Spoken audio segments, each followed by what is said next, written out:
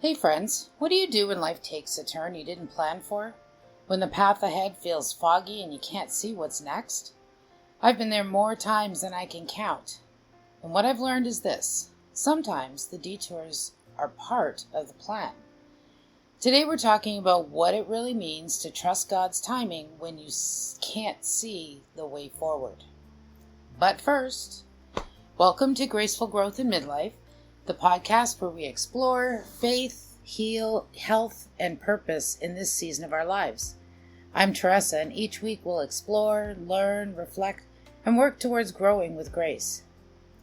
If you'd like a companion for your own journey, I've created 2 journals called the 30-Day Healing Journey and Intimate Conversation with God, and the 50-Day Guided Gratitude Journal.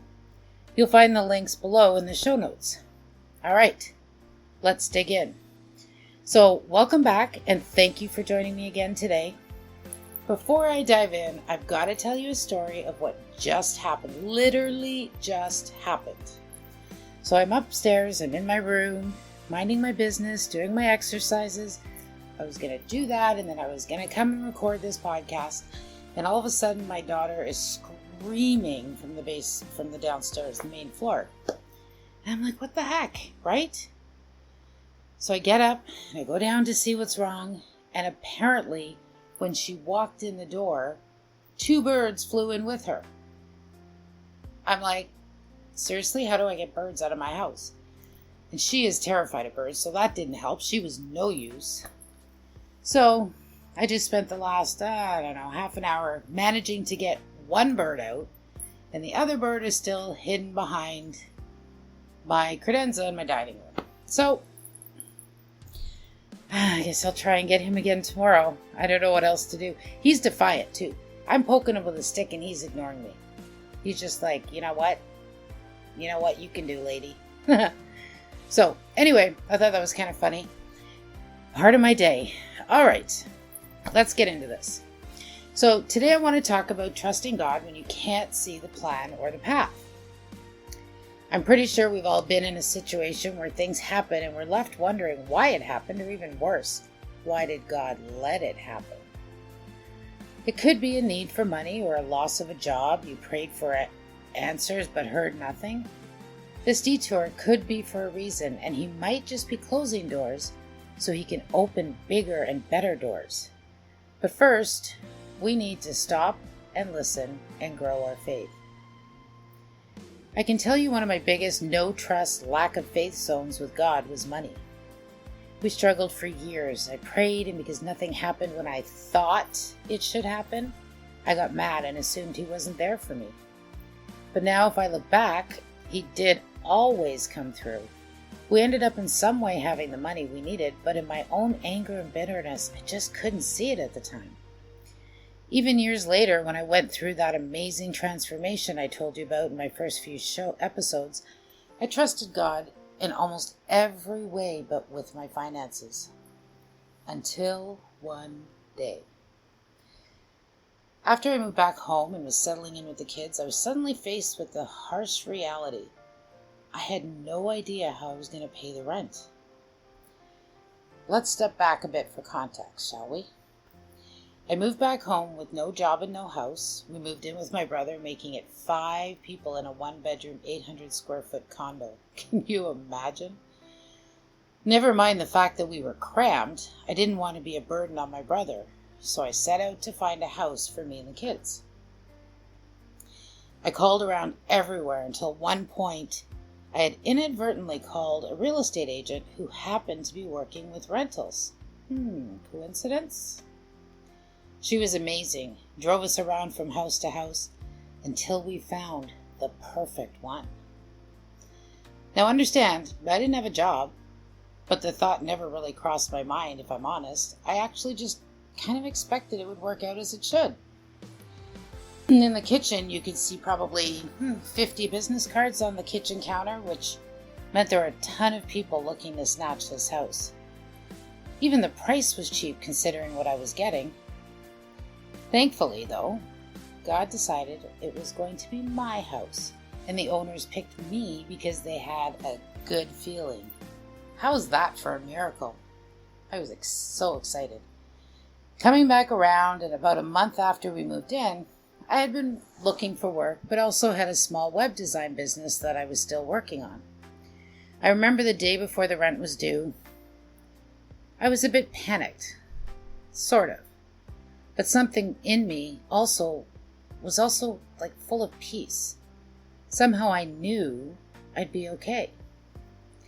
Let me tell you, I don't know if you've noticed this, but God often tends to take things to the midnight hour. Anyway, all of a sudden, out of the blue, a client reached out asking for help on a project that would be more than enough to cover the rent. Seriously. He even paid me up front, so I had the money in time.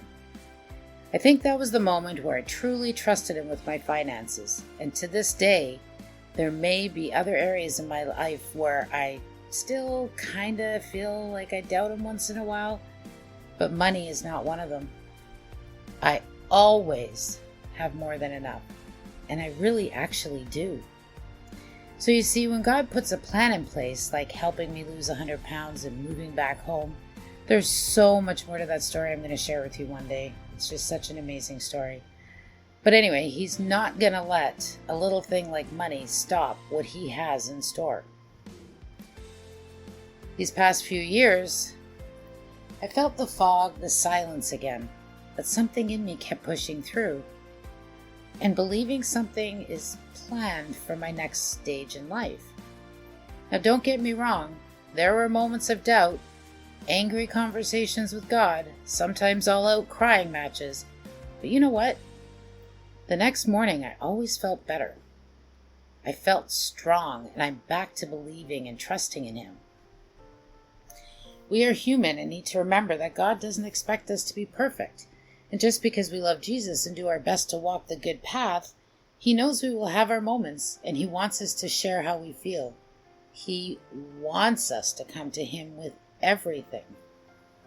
He wants us to be honest with Him, not to try and act like the perfect Christian, because that ain't going to happen.